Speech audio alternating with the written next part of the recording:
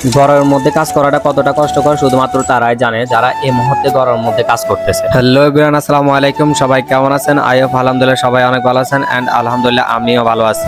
তো হ্যাঁ গাইস, যতই গরম পড়ুক না কেন আমাদের তো কাজ করতে হবে, যেহেতু কাজ করা ছাড়া কোনো উপায় নাই। লাইফে সফল হতে হলে অবশ্যই অনেক বেশি পরিশ্রম করতে হবে, অনেক বেশি কাজ করতে হবে। হ্যাঁ, আর যে যত বেশি পরিশ্রম করবে সে অবশ্যই তত বেশি সফলতার দিকে এগিয়ে যাবে। তো আসলে আজকে আমি কাজ করতেছিলাম আমাদের দোকান ঘরে। দেখতে পাচ্ছেন আমি ইটের উপরে পানি দিচ্ছিলাম, আর পানি দেওয়ার কারণ হচ্ছে গিয়ে যেহেতু এটা ডালাই দেওয়া হবে সেজন্য উপরে পানি দিলে বেশ ভালো হবে।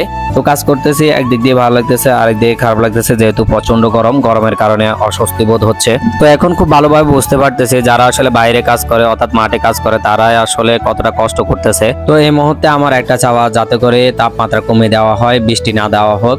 কারণ এই মুহূর্তে বৃষ্টি হলে কৃষকের অনেক বেশি ক্ষতি হয়ে যাবে, ফসলের অনেক বেশি ক্ষতি হয়ে যাবে, যার কারণে আমি চাই যে বৃষ্টি না হোক। বৃষ্টি না হয়ে যদি তাপমাত্রাটা যদি আল্লাহ তাআলা যদি কমিয়ে দিতে তাহলে হয়তো সবার জন্য অনেক বেশি ভালো হতো। তো বাই দ্য ওয়ে গাইস, অনেকক্ষণ ধরে আসলে আমি পানি দিচ্ছিলাম। তো ইট উপরে এই পানি দিচ্ছি, এই শুকিয়ে যাচ্ছে।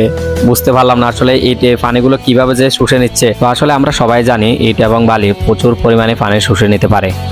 তো যাই হোক, এই রুমে আসলে মোটামুটি পানি দেওয়া কমপ্লিট হয়ে গেছে, আর বেশি দিতে হবে না। এই বালতিতে যা পানি আছে এগুলো দিয়ে আসলে শেষ করে দিব। তো তারপরে আরেকটা রুম আছে, ওইখানে পানি দিব আর কি। তো হ্যাঁ, চলে আসলাম অন্য একটি রুমে। এই রুমটি একটু আগে আমার ছোট ভাই কোদাল দিয়ে সমান করছে।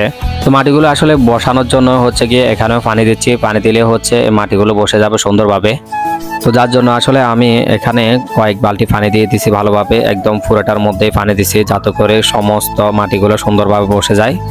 আচ্ছা যাই হোক, এই ভিডিওর মাধ্যমে আপনাদের কাছে একটা অনুরোধ থাকবে, আপনারা অবশ্যই আপনাদের বাবা মার কাজে সাহায্য সহযোগিতা করবেন। কারণ যেহেতু ওনারা আমাদের জন্য অনেক বেশি কষ্ট করছে বা অনেক বেশি কষ্ট করতেছে, তো আমাদেরও উচিত তাদের জন্য কষ্ট করা, একটু বেশি পরিশ্রম করা, তাদেরকে হাসি খুশি রাখা।